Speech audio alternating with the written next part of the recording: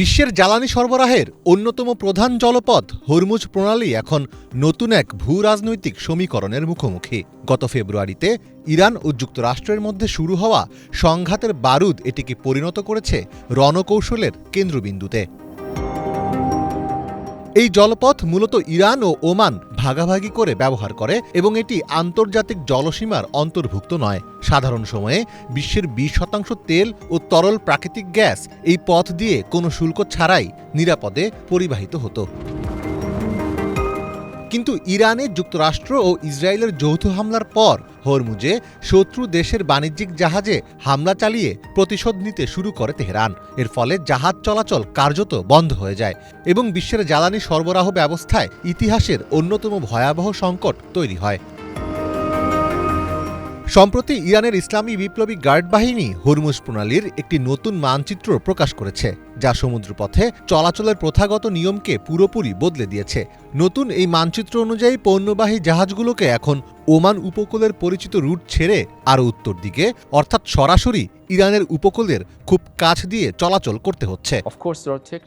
এখনো পর্যন্ত হরমুজ প্রণালী উন্মুক্ত আছে, তবে যুদ্ধের পরিবেশ এবং ইরানের উপর চলা এই আগ্রাসনের সময় আমাদের নেওয়া নানা পদক্ষেপের কারণে কিছু কারিগরি সীমাবদ্ধতা বা বিধিনিষেধ অবশ্যই রয়েছে। আর এই সীমাবদ্ধতার কারণে যে জাহাজগুলো হরমুজ প্রণালী দিয়ে পার হতে চায় তাদের ইরানের সেনাবাহিনী ও সংশ্লিষ্ট সামরিক কন্ট্রোল পয়েন্টের সাথে যোগাযোগ করতে হবে। মনে রাখতে হবে, এটি অত্যন্ত সংকীর্ণ একটি জলপথ এবং এটি মূলত ইরান ও ওমানের আঞ্চলিক জলসীমার মধ্যে অবস্থিত।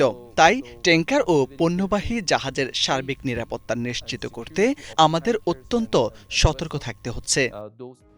সংকটকালীন এই পরিস্থিতিতে সব দেশের জাহাজ চলাচলের সুযোগ থাকছে না। কেবল ইরানের বন্ধু হিসেবে পরিচিত দেশগুলোকেই এই পথ ব্যবহারের অনুমতি দেওয়া হচ্ছে, তবে তার জন্য গুনতে হচ্ছে বড় অঙ্কের শুল্ক। ইরানি সংবাদ মাধ্যমগুলোর দাবি, তেহরান প্রতিটি জাহাজ থেকে $20 লাখ পর্যন্ত টোল আদায়ের পরিকল্পনা করছে। ভৌগোলিক অবস্থানের কারণে এই আয়ের একটি অংশ ওমানের সঙ্গে ভাগাভাগি করার প্রস্তাবও রাখা হতে পারে। এই লেনদেনে মার্কিন ডলারকে এড়িয়ে যাওয়ার একটি বড় কৌশল নিয়েছে তেহরান। জানা গেছে, ইতোমধ্যে একাধিক জাহাজ তাদের টোল পরিশোধ করেছে চীনা মুদ্রা ইউয়ানে। মূলত মার্কিন নিষেধাজ্ঞাকে বৃদ্ধাঙ্গুলি দেখানো এবং আন্তর্জাতিক বাজারে ডলারের প্রভাব কমাতেই এই উদ্যোগ। অবশ্য ইরানের তেলের 80% ক্রেতা চীন আগে থেকে ইউয়ানে অর্থ পরিশোধ করে আসছে। এদিকে হরমুজ প্রণালী দিয়ে চলাচলকারী জাহাজগুলো থেকে ইরান যেন কোনো ধরনের টোল আদায় না করে সে বিষয়ে সতর্ক করেছেন মার্কিন প্রেসিডেন্ট ডোনাল্ড ট্রাম্প। সামাজিক মাধ্যম ট্রুথ সোশ্যালের এক পোস্টে ইরানকে সতর্ক করে ট্রাম্প লিখেন, ইরান তেলবাহী জাহাজগুলো থেকে ফি বা টোল আদায় করছে। তারা যদি এটি করে থাকে তবে এখনই তা বন্ধ করা উচিত হবে।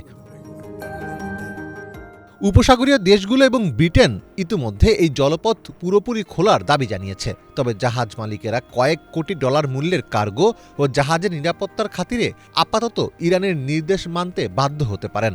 বিশ্লেষকরা মনে করছেন, যুদ্ধের এই পরিস্থিতিতে হরমুজ প্রণালীর ওপর নিয়ন্ত্রণ বজায় রেখে ইরান কেবল সামরিকভাবেই নয়, বরং অর্থনৈতিক ও কূটনৈতিকভাবেও ওয়াশিংটনকে চাপে রাখার কৌশল নিয়েছে। মীর ফজলে রাব্বি, বাংলা ভিশন।